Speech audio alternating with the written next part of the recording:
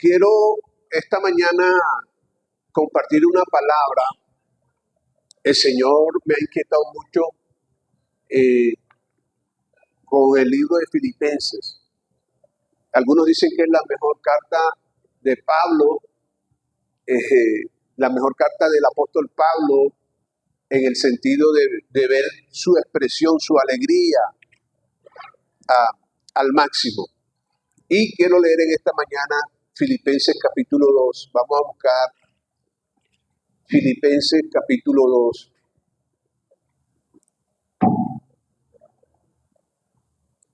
Filipenses capítulo 2, versículo 12. Yo tengo la nueva traducción viviente y dice de la siguiente manera. Filipenses 2:12. Dice, queridos amigos, esa es la nueva traducción viviente. Queridos amigos, siempre siguieron mis instrucciones cuando estaba con ustedes. Y ahora que estoy lejos, es aún más importante que lo hagan. Y hay una palabra clave aquí que dice, esfuércense por demostrar los resultados de su salvación. Esfuércense, miren lo que es tremendo esta palabra, por mostrar el resultado de su salvación obedeciendo a Dios con profunda reverencia y temor. Pues Dios trabaja en ustedes y les da el deseo y el poder para que hagan lo que a Él le agrada. Hagan todo sin quejarse y sin discutir, para que nadie pueda criticarlo. Lleven una vida limpia e inocente como corresponde a hijos de Dios y brillen. ¿Qué dice? Brillen. Diga conmigo, yo voy a brillar. Ok. Y brillen, que esta es una palabra tremenda. Y brillen como luces radiantes en un mundo lleno de gente perversa y corrupta. Y miren lo que dice el 16, que es para sacarlas del estadio. Aférrense a la palabra de vida. Entonces el día que Cristo vuelva, me sentiré orgulloso de no haber corrido la carrera en vano y de que mi trabajo no fue inútil. El título del mensaje es En el filo de la eternidad. En el filo de la eternidad. Mire, aquí ustedes conmigo vamos camino hacia la eternidad. Aquí vamos camino hacia la eternidad. Y esto es algo importante porque ¿cómo sé yo que voy a entrar por la puerta de la eternidad? Y no voy a entrar por una puerta equivocada. Entonces Pablo escribe sugerencias, escribe una sugerencia interesante porque era un apóstol celoso de su rebaño.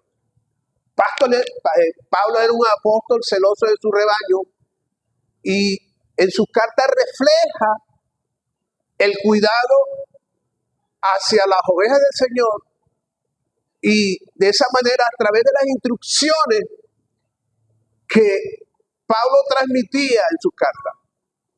El versículo 12, Pablo dice algo sabio.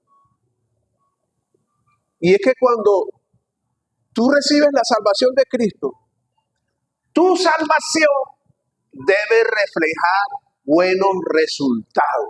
Diga conmigo, yo tengo que reflejar buenos resultados. Y Pablo quería ver resultados positivos en la iglesia de Filipo. Sobre todo en el temor y respeto en la obra de Cristo en la cruz. Ahora, En el primer punto, Pablo sugiere que el primer paso hacia la eternidad, en que estamos llegando a ella, en cómo tenemos que tener una, tal vez si se puede decir esa palabra, obsesión por la eternidad. ¿Cómo me apasiono yo de que me estoy identificando hacia la eternidad? Y Pablo dice que hagamos un esfuerzo por el temor hacia Dios con respeto y reverencia. Aquí Pablo no está hablando del esfuerzo de la salvación para lograrla, porque recuerde que la salvación es un regalo de Dios. Lo que Pablo está diciendo es que sacrifiquemos, o que nos sacrifiquemos mejor, en no participar en un mundo lleno de tinieblas. No es fácil convivir en un mundo lleno de placeres pecaminosos. Tú y yo no le debemos dar demasiado crédito a los acontecimientos más importantes en este mundo. Porque si tú analizas que los acontecimientos más importantes en este mundo se reducen a través de muchos métodos y a través de esos métodos te pueden llevar a una parálisis espiritual. ¿Ok?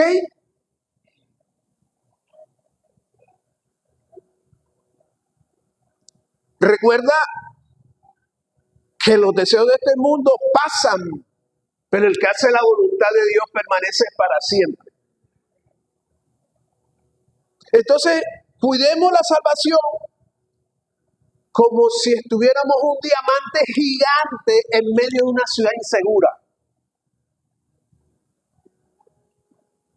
Para aquellos que han vivido en ciudades inseguras, usted no trate de ponerse un reloj costoso, al menos que tenga su auto, y eso, aún con auto, hemos visto grandes asaltos en este país.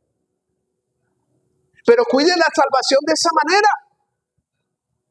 como si fuera un diamante de gran valor. Y cuando yo te hablo en que cuides la salvación, no te estoy hablando en términos de paranoia, sino en términos de darle valor lo que Dios tanto le ha costado. Dios le ha costado dar a su hijo. Le ha costado. Y algunos no le dan la preeminencia al plan salvífico de Cristo. ¿Y cómo lo demuestran ellos? Bueno, cuando ellos piensan que la vida es una sola. Pero ellos no saben que la nefasta muerte les llega de manera repentina y no hay tiempo para arrepentirse. Yo estoy hablando del primer punto. Son tres pasos importantes en que tú tienes de analizar cuál es el camino que te va conduciendo a la puerta estrecha. Y Pablo está hablando de un temor y reverencia hacia la salvación. Y Pablo dice que tenemos que cuidar nuestra salvación con temor y temblor. Pero no está hablando en términos de pánico, de que si haces aquello Dios te va a castigar. No, lo que está hablando es que le demos valor a lo que Cristo hizo por ti y por mí en la cruz.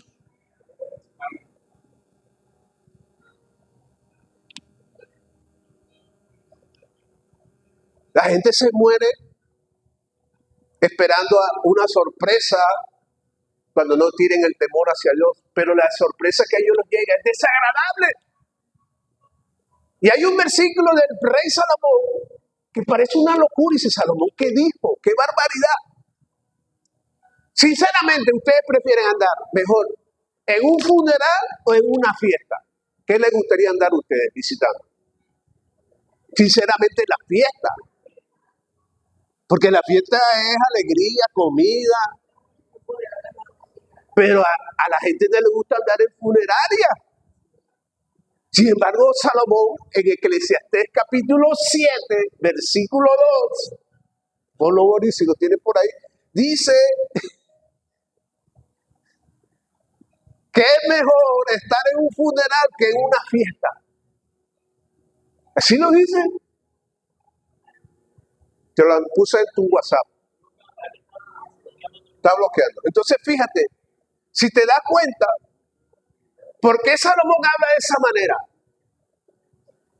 ¿Por qué Salomón guía a la gente a un funeral mejor que una fiesta? Y era un hombre que le gustaba la fiesta, porque tenía billullo. Pero él da una reflexión profunda. Y es que cuando tú estás en un funeral te das cuenta que la muerte es el fin de todo. De todo lo que tú has construido. De todo lo que has hecho. En un funeral es el fin de todos nosotros. En un mundo temporal. Y esto nos ayuda a reflexionar. ¿Cómo fue el resultado de mi conducta en esta tierra? ¿O no?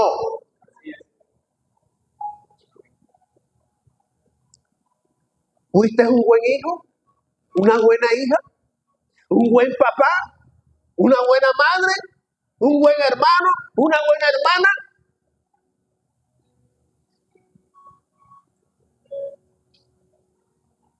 Y la pregunta del millón, ¿valoro lo que Cristo hizo por mí en la cruz? ¿Lo valoro? Y esto nos debe llevar a analizar cómo está mi vida hoy. ¿Cómo está tu vida hoy? Si tú te llegas a morir hoy, inclusive yo hasta predicando aquí, yo me puedo morir. Porque he visto pastores predicando y se mueren predicando. Pero ¿cómo está tu vida hoy si te llegas a morir?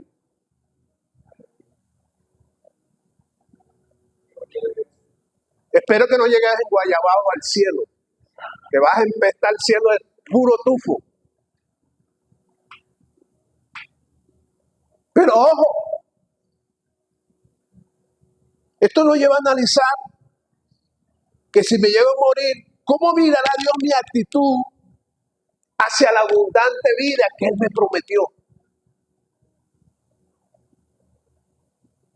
¿En verdad crees que tú y yo cuidamos ese regalo precioso de Dios? Que no merecíamos, oye, no merecíamos la salvación.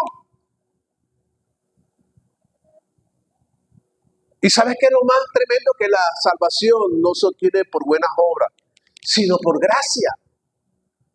Ahí está escrito Efesios 2, versículos 8 y 9, Gálatas 7, 16, como no hay tiempo, pero se los dejo de versículo de referencia. Que tú y yo estamos aquí no porque seamos buenos. Que estamos aquí porque Dios nos escogió, nos tocó. El mundo nos dio un par de cachetadas. El mundo nos ultrajó. El mundo nos traicionó. El mundo nos quebrantó el alma, nos hizo trizas. El mundo no nos valoró. Pero cuando tú y yo conocimos a Cristo, Él nos abrazó, nos dio de todo. Y dice, te amo tanto que he dado la vida por ti.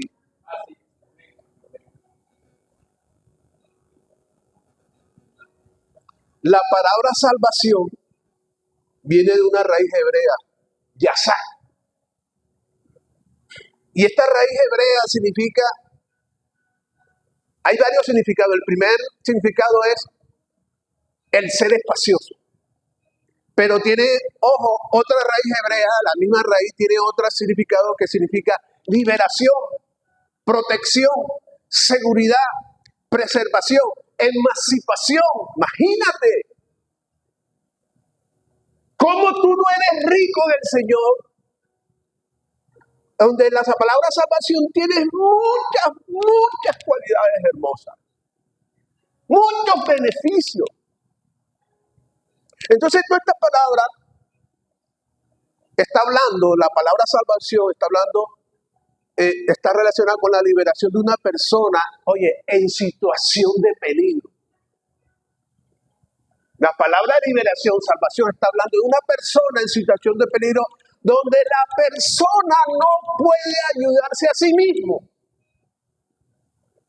Tú mismo no te puedes salvar del anterior, porque cada vez que Dios te mire, Dios mío, tú y yo, Dios nos daría la espalda. Pero como Cristo murió en la cruz por nosotros, Él nos justificó delante del Padre. Entonces cuando Él mira a Pedro, Juancho, Lucas, María, Él no mira, sino lo mira a través de Cristo.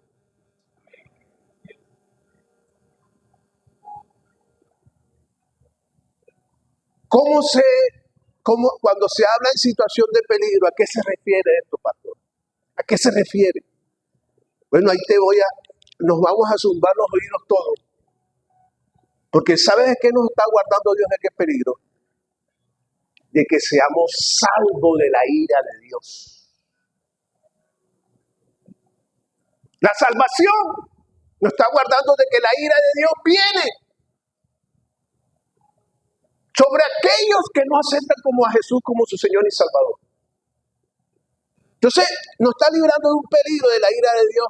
La salvación aplacó la ira de Dios sobre nosotros, lo que uno llama propiciación. ¿Sabes lo que es propiciación? Eso, acción de aplicar o satisfacer la ira o el descontento de alguien, principalmente de una deidad. Es divino. Si medio nos asustamos con los rayos y centellas, si nos medio asustamos con un tornado, usted se puede imaginar la ira de Dios en los últimos tiempos. Fuerte. Y la gente está distraída. Por cierto, tuve un sueño con Mario hoy, viendo el juicio final de Dios. Después te cuento. Pero mira qué tremendo. ¿Y por qué se aplacó esa ira de Dios sobre ti y sobre mí? Oye. ¿Por qué se aplacó la ira sobre nosotros? Porque en la salvación de Cristo obra un cambio de estado. Oye, cuando tú aceptaste a Jesús, la salvación obró un cambio de estado. Es decir, mi vieja naturaleza por la nueva. Analízate que ya tú no eres la misma mentirosa, ni el mismo mentiroso, ni el mismo prepotente, ni la mujer orgullosa de antes. Tú no eres igual. Porque está obrando en ti la nueva naturaleza de Dios, de Cristo en ti. Es decir, que la salvación hizo efectivo un rescate en el cual tú y yo éramos presos del pecado.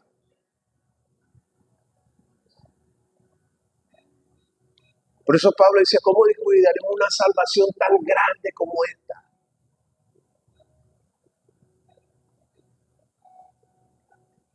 Ahora, oye lo lindo de esto. Todo este proceso de la salvación, escúchame, te lleva a regenerarte. Diga conmigo, yo soy un regenerado. Ese es el milagro más grande que el Señor hace en nosotros.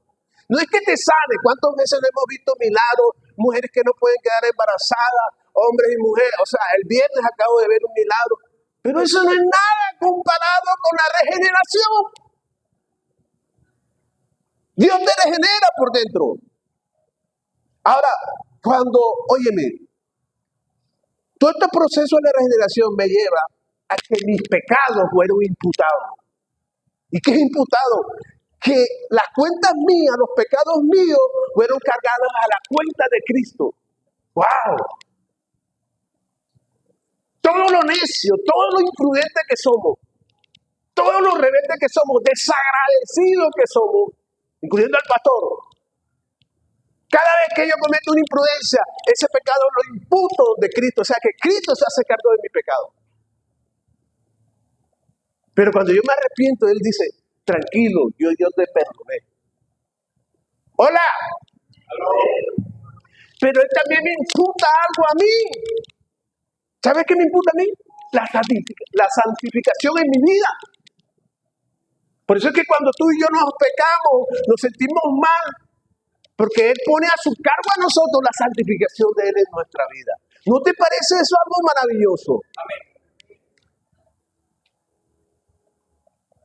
El milagro más grande que tú y yo tenemos se está gestando por dentro. Ese es un tesoro que tú tienes. ¿Tú crees que los demonios no te envidian? Porque en ti habita la salvación de Dios. Ellos están arrepentidos. Por eso viven atormentados en oscuridad. La vida pasa.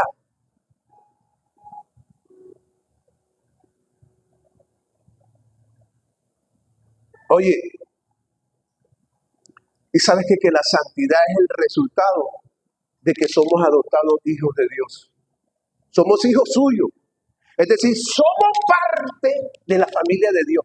Efesios 1, versículo 5. Diga conmigo, yo soy parte de la familia de Dios. Oye, por favor, eso no lo tiene todo el mundo. No todo el que dice Señor, Señor entrará en el reino de los cielos. No todo el que siga al Señor entrará al reino de los cielos. No todo el que entra a una iglesia evangélica entrará al reino de los cielos. Tienes que vivir la regeneración. Y es tiempo de revivirla. Si todavía tú y yo amamos el mundo, no nos hemos regenerado. Porque el que ama el mundo se constituye enemigo de Dios. Cuando te hablo del mundo, te estoy hablando de lo que ellos hacen, el cual desagradan a Dios. Y para ellos está preparado la ira. Estos mensajes no se predican en las iglesias porque la gente se espanta y se va y no vuelve. Pero allá ellos y allá el pastor.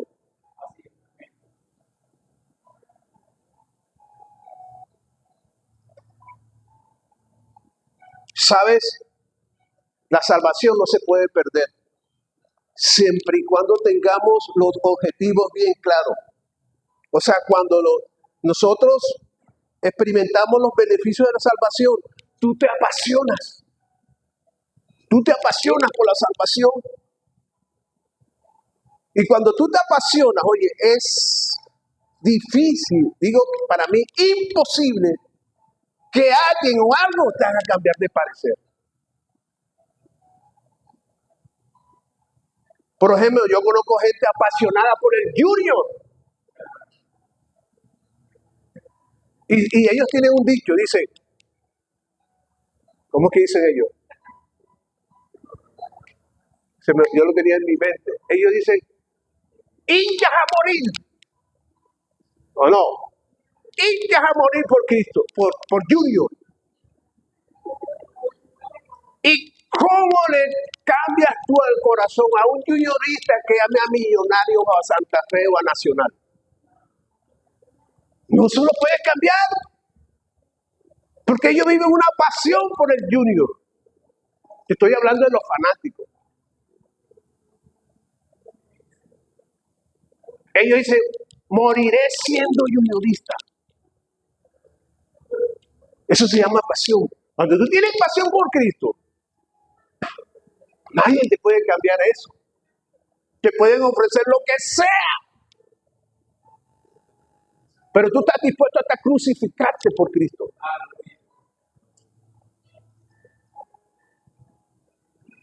¿A cuántos le está hablando Dios? Por eso Juan 10, del 27 al 29, dice, mis ovejas oyen mi voz y yo la conozco. Hay ovejas que se han perdido y aquí están en el mundo, pero hay que traerlas. Por eso hay que hablar del famoso plan que estamos pendientes tú y yo. Juan 10, 27 al 29 dice, mis ovejas oyen mi voz y yo las conozco y me siguen. Me siguen. Yo les doy vida eterna y jamás perecerán. Jamás perecerán. Y nadie las arrebatará de mi mano. Mi Padre que me las dio es mayor que todo y nadie las puede arrebatar de la mano del Padre. No te preocupes que tu familia, el mismo Dios le va a arrebatar esas almas a las tinieblas. ¿Cuánto lo creen? Así mismo dice Filipenses 1:6. Mira, es que la palabra es linda hoy. Yo aquí me estoy deleitando en la palabra porque de verdad que la palabra como te forma. ¿Sabes qué dice Filipenses 1:6? Dice, estando convencido de esto, que el que comenzó en vosotros la buena obra, la perfeccionará hasta el día de Cristo Jesús. Óyeme, hasta el día que Él viene. Él viene. Él viene. Y el que está al lado, Él viene. ¿Y qué significa eso, pastor? Que Él va a perfeccionarnos hasta el día que Él venga. Aquí Pablo da a entender que Jesús comienza, todo lo que comienza lo termina. Y aquí está hablando del proceso de la santificación. Acuérdense que santificación es consagración a Dios. Tenemos que consagrarnos. Tenemos que amarlo a Él por encima de todo. ¿Cuál es tu prioridad en la vida? ¿Por qué no se te dan los resultados? ¿Qué es la prioridad en tu vida? Porque si por encima de eso está, por encima de lo que tiene, está por encima de Jesús, se empiezan a diluir las expectativas de vida que Dios ha puesto en tu corazón. Se pierde todo. Amarás a Dios sobre todas las cosas.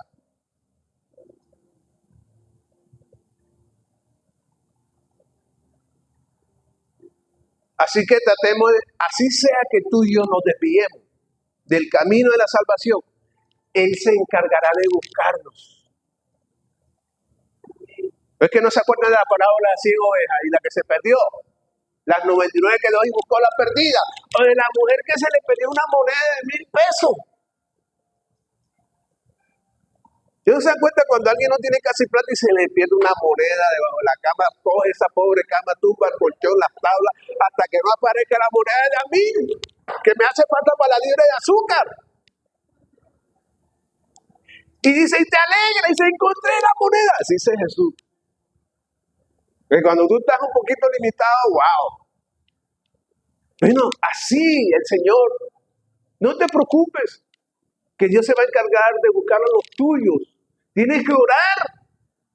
Ya hicieron la lista. Hagan la lista. La lista. Señor, aquí está mi lista. Tú eres el buen pastor. Búsquela, ven, trátala, tócala, Señor.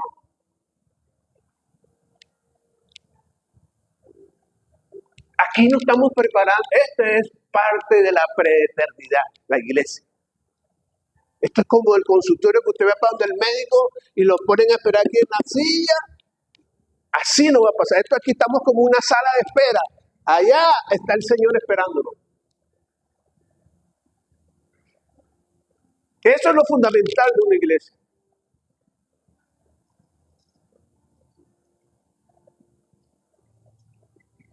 ¿Sabe qué es lo más lindo?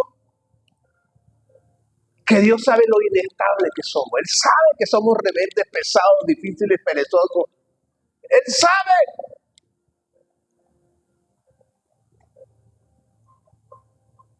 Pero hay uno de lo más lindo, que a pesar de que somos inestables, por eso Él nos busca.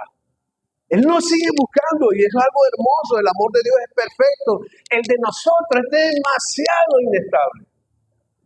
Por eso no te puede sorprender que la gente hoy en día está chévere contigo, mañana está de otra manera. Porque así es el hombre. Dile al que está al lado, así es el hombre. Me desilusionó. Normal. Número 2. Fíjate, primero, Pablo aquí está hablando de la iglesia de Cristo. Mire, le dice, ustedes si me quieren ver felices y contentos, número 1, cuiden su salvación, esfuércense. Está hablando de que no nos contaminemos o no mezclemos los principios divinos con los del mundo. Y después le dice, número 2, dice, brillen fuertemente en medio de la oscuridad. Diga conmigo, yo voy a brillar en medio de la oscuridad. Fíjate que en un mundo de oscuridad, aquí la palabra brillo va relacionado con la luz. Y luz es sinónimo de alegría, de vida, de transparencia. Jesús dijo, vosotros sois la luz del mundo. Entonces, uno como hijo de Dios, debemos brillar. ¿Y cómo brillamos nosotros, pastor? Diga conmigo, con un carácter maduro.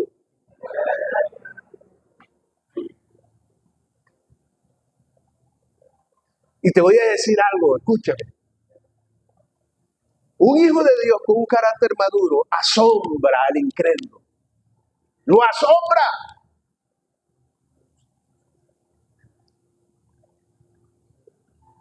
Por ejemplo, el dominio propio o serenidad que Cristo te ha dado es una bendición cuando estás bajo la presión de las pruebas. Tú no te das cuenta que cuando tienes pruebas, tú estás como que tranquilo, o sea, estás tensionado, pero no te estás quejando. Sabes que viene algo difícil, pero estás sereno. Eso se llama dominio propio. Eso es brillar en la oscuridad. Cuando pasas por alto la ofensa de alguien, que yo ahí sí veo quiénes son los hijos de Dios y quiénes no. Cuando tú y yo pasamos la ofensa de alguien que te hirió, eso es brillar en la oscuridad. O que tú tengas una relación sana con tu socio. Y a pesar de que ese socio abusó de tu fe, abusó de tus inversiones, lo perdonaste. Eso es brillar en la oscuridad. El socio se voló, se llevó el billete, pero tú lo perdonaste. Ese es brillar en la oscuridad.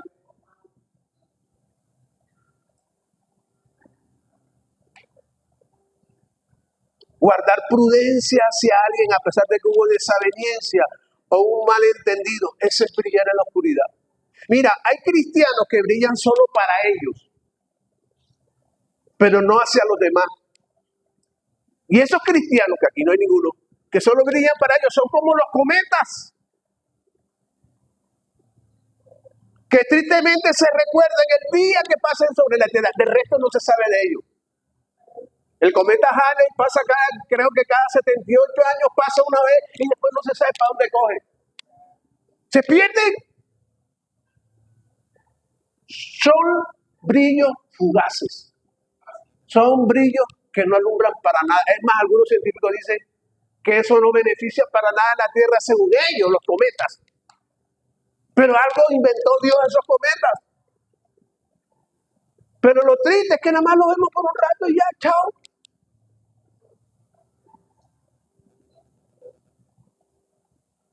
Entonces, el brillo de un cometa es momentáneo. Algunos dicen que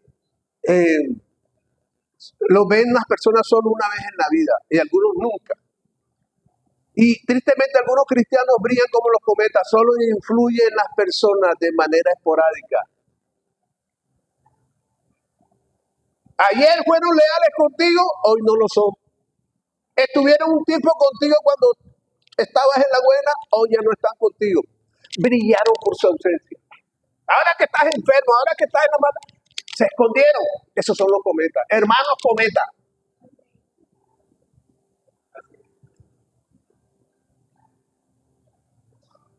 Y ojo lo que te voy a decir y grábatelo entre ceja y ceja. Cualquier circunstancia que esté pasando en tu vida, jamás deje de brillar a Cristo.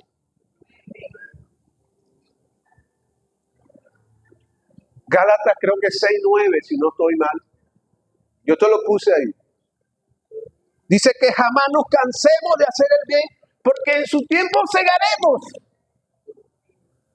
Diga conmigo, no me voy a cansar de hacer el bien. Pastor, estoy cansada que siempre la víctima soy yo. Yo soy la que pongo todo. Yo soy la que hago de todo en la casa. Nadie me da las gracias. Nadie en esto. Nadie en lo otro. Nadie no sé cuál. No te canses. No te canses. Porque algún día vas a recoger. Y por abundancia. Nunca dejes de brillar. Nunca dejes de servir. Nunca dejes de sembrar. Amor, cariño, acompañamiento. Nunca.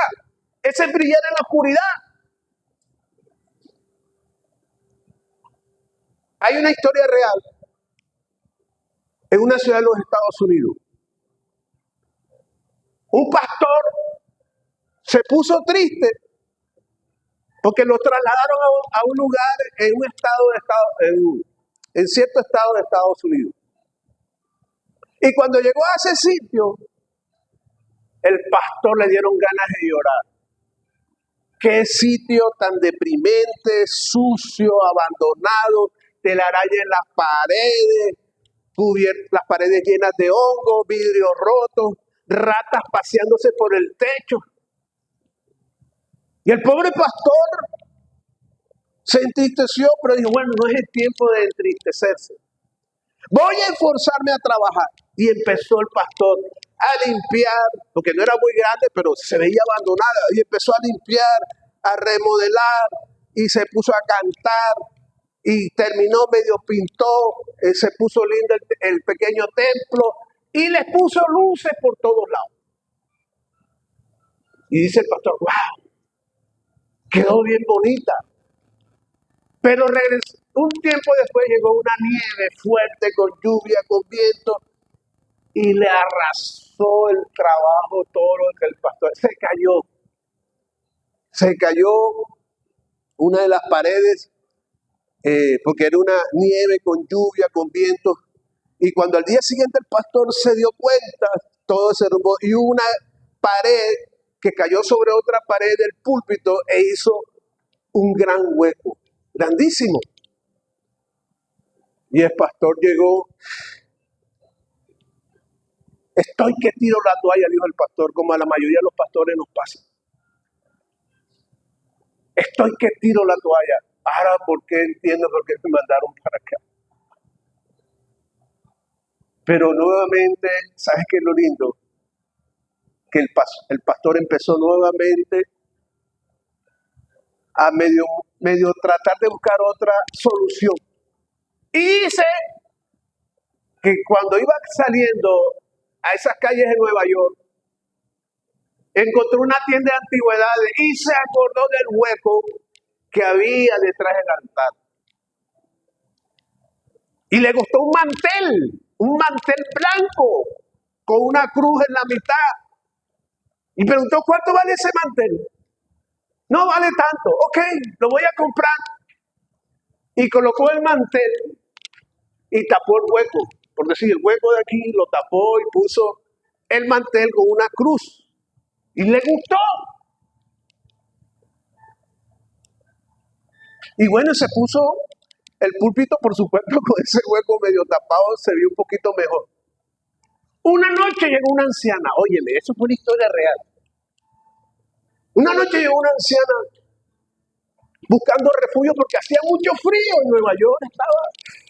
Y el pastor dijo, venga, siéntese aquí. Mientras pasa la lluvia, mientras pasa la nieve, que es un poquito, y empezaron a hablar. ¿Y cuál fue la impresión? Que cuando la señora vio el mantel con esa gran cruz y reconoció las iniciales bordadas al pie, el pastor se quedó mirándole y le dijo, ¿qué te pasa? ¿Y sabes qué respondió ella? Ella dijo, yo hice ese bordado hace 35 años. Hace 35 años atrás, pastor, cuando los nazis invadieron mi pueblo y yo fui llevada prisionera y me separaron, óyeme, me separaron de mi esposo al que no vi jamás. Y ella lloró. ¿Dónde lo consiguió, pastor? Y el pastor la empezó a consolar. Porque ella recordó ese momento difícil, oscuro. Después de calmarla, el pastor pensó, bueno, yo la voy a llevar a su casa. El pastor la llevó en su auto. Y ella descansó. Y dijo, vea que lo espero en la Nochebuena, porque iban a celebrar la Nochebuena. Pero él invitó a mucha gente el día y volvió, puso la capilla bien bonita, otra vez de luz. Y el día de Nochebuena la iglesia estaba llena, el pastor feliz. Y todo el mundo contento.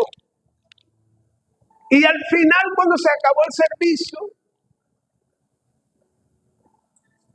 se despidió todo. Dice que al final vio un anciano.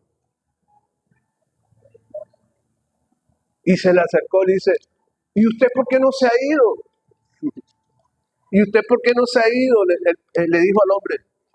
Y le dijo, es que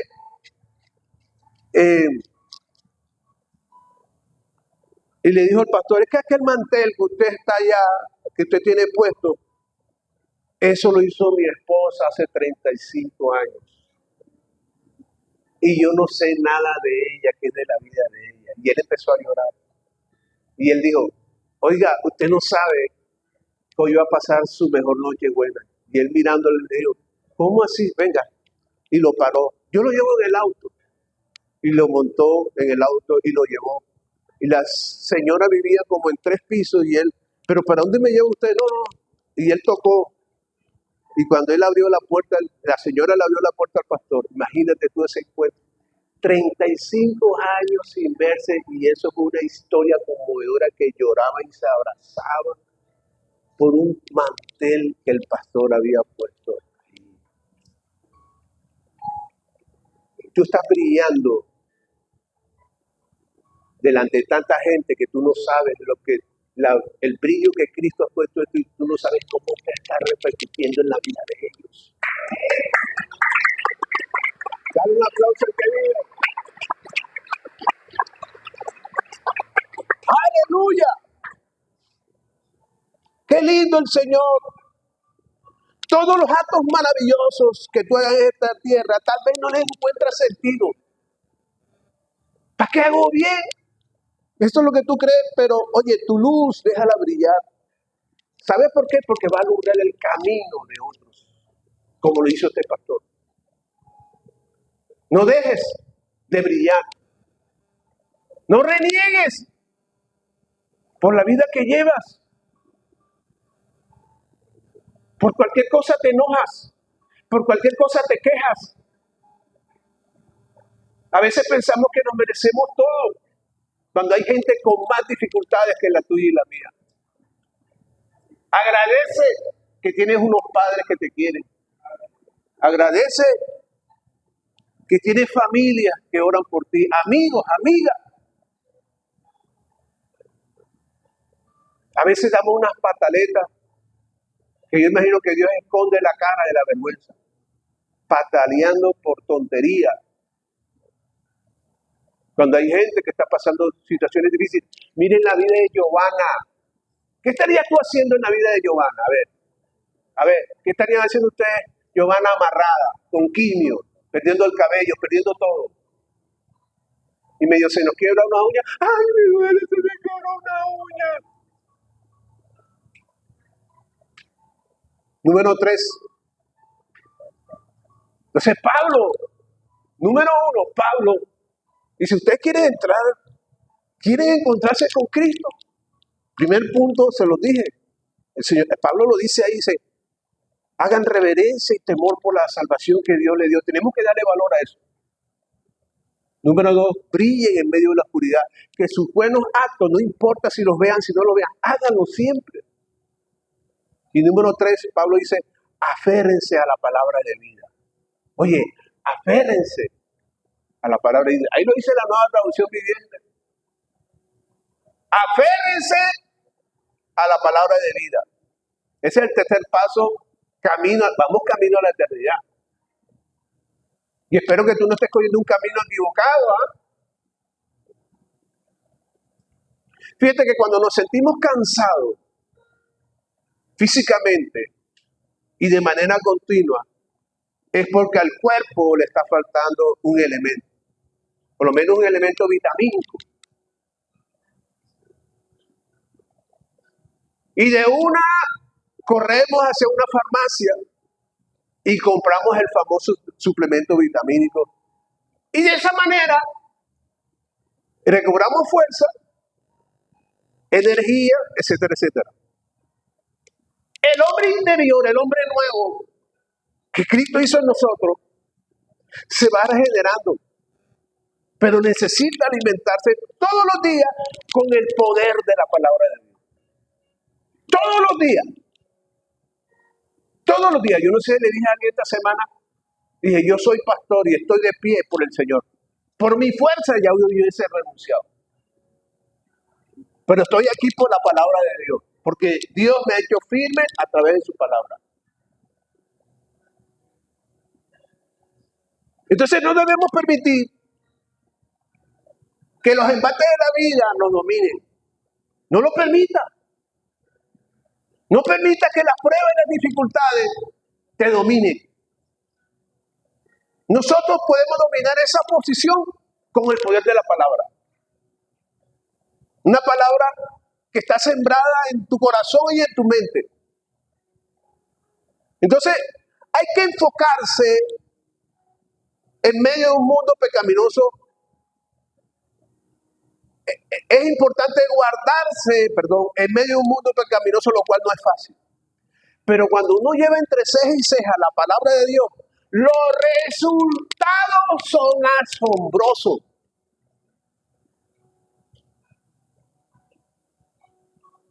Porque la palabra, si tú y yo tenemos una personalidad distorsionada, una conducta reprochable, la palabra empieza a enderezar esos malos hábitos que tú y yo tenemos. Así de simple.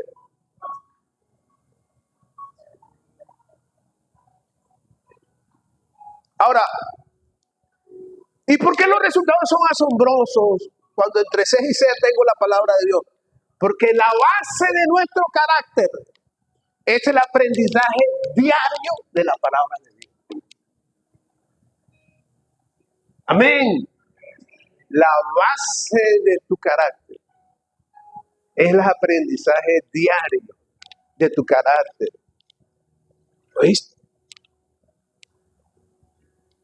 La Biblia te enseña algo nuevo todos los días. Imagínense yo como pastor que no lea la Biblia. ¿Qué diablo le voy a enseñar yo a ustedes? Habla barra basada. Pero todos los días me alimento, porque yo tengo una responsabilidad con ustedes y delante de Dios. Entonces fíjate, la palabra tiene un poder significativo. Óyeme, escucha, esto sí te van a zumbar los oídos. La palabra tiene un poder significativo en tu pasado, en tu presente y en tu futuro. La palabra tiene algo muy significativo en tu vida pasada, en tu vida presente y en tu futuro. ¿Sabes qué te quiero decir? Porque en un pasado, tú y yo fuimos libertados de la esclavitud del viejo hombre por medio de Cristo en la cruz. Eso es en el pasado. ¿Ok? En el presente, la palabra de Dios sigue actuando con poder, porque en este momento, a través del proceso de la santificación, no admite que el viejo hombre te domine. Tú te das cuenta que antes tú explotabas con todo. Medio te decían algo y contestabas con grosería. Ahora no. Tienes las ganas, pero no lo. Tienes el deseo, pero no lo haces. Parece una olla de presión.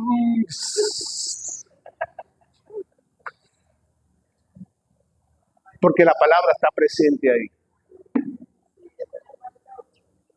Mira, fuiste libre del pasado en el cual nadie te soportaba.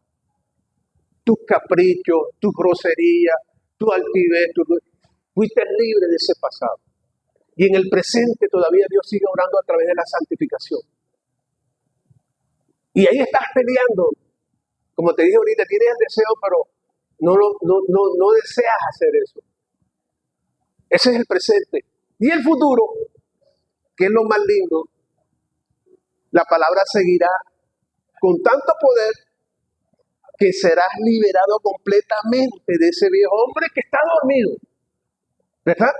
Pero, óyeme, detrás de eso viene un futuro en el cual ese viejo hombre que está dormido ahí será fulminado, porque ha llegado la etapa de la glorificación que tiene que ver con nuestra entrada al reino de los cielos.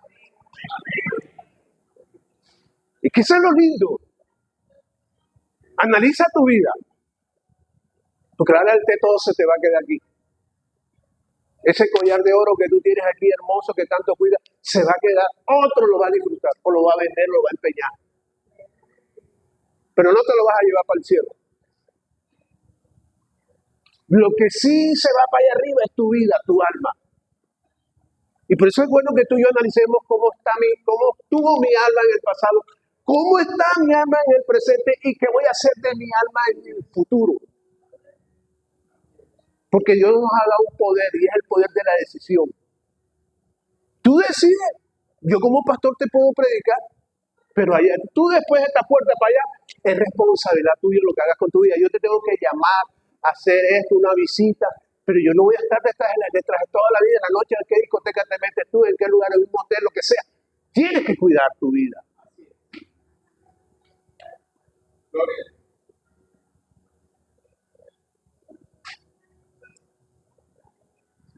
Con todo esto que te acabo de decir, grábate esto.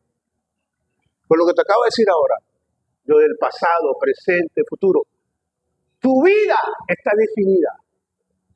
Tu vida está definida. No busques definición de la vida por otro lado. Tu vida está definida. Y si tu vida está definida, debes andar en esta vida con confianza, aún con los ojos cerrados. Por eso es que Jesús dice, ¿cuál es el afán de ustedes? En Mateo 6 le dice, ¿cuál es el afán de ustedes? ¿Cuál es la ansiedad que ustedes manejan? ¿Qué les pasa? Porque lo que quiso decir Jesús, la vida de ustedes yo la tengo definida en mis manos. ¿Y cuál es el descontrol que ustedes tienen en sus emociones? ¿Cuál es la bendita preocupación? Es que ustedes no se dan cuenta de los pájaros. Qué vergüenza ante el Señor que tuvo Jesús que poner el ejemplo de los pájaros, que los pájaros vivían mejores que nosotros. Diga conmigo, mi vida está definida. Diga el que está al lado, tu vida está definida.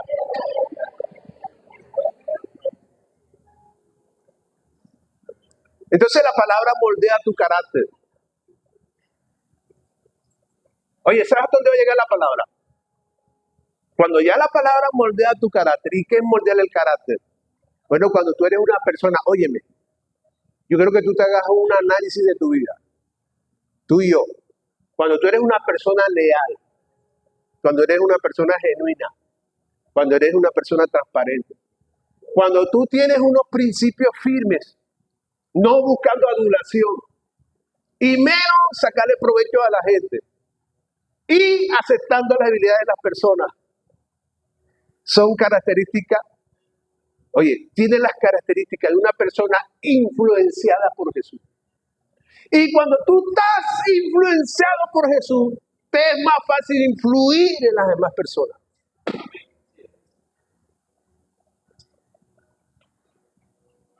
Sacúdete en la silla y dile, fuera viejo hombre de mí. Sacúdelo, empújalo, pero haz algo. Y fuera ese viejo hombre de ahí, fuera.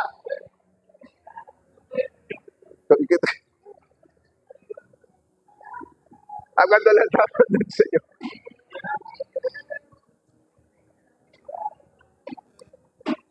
Cuando tú eres influenciado por Jesús, entonces tu luz alumbrará mucho. Con razón Pablo dijo, y con esto termino, en el versículo 13 de Filipenses 2:13 termina y dice, pues Dios trabaja en ustedes y les da el deseo y el poder para que hagan lo que a Él le agrada. Miren lo que dice ese versículo 13, analízalo. Con razón Pablo lo dijo. Pues Dios trabaja en ustedes. ¿En qué trabaja? ¿En qué trabaja Dios en tu vida? En tu conducta, en tus pensamientos. Él trabaja, Dios trabaja todos los días contigo y conmigo. Somos testarudos, somos tercos. Esta mañana me escribió una oveja, Dios mío, me dieron ganas de encabezarla, pero dije, Dios mío, ayúdame, Señor, en mi debilidad.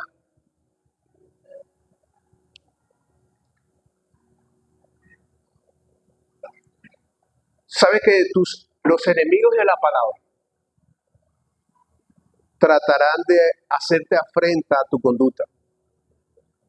Tratarán de acorralarte en su vana filosofía. Van a sacar falsos argumentos para pegarle a la verdad que habita en ti. Y sabes que al final ellos se van a dar cuenta que nada te convence. Oye, nada. Los va a convencer. Ellos no te van a convencer a ti. Porque, ¿sabes qué? Se dan cuenta que ya no eres el mismo. Ya tú no eres la misma. Ya alguien pagó por ti. Ya alguien se sacrificó por ti. Ya alguien te dio valor donde nadie te lo daba. ¿Por qué la mayoría de las mujeres tienen la autoestima golpeada?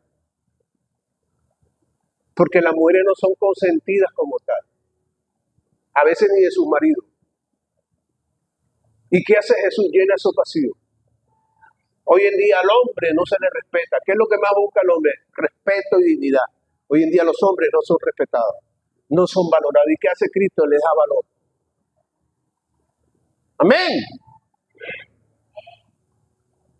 Entonces cuando ellos tratan de convencerte para que te alejes de la verdad, ellos saben que no es fácil de convencerte en la actitud que tú tienes y ellos prefieren distanciarse.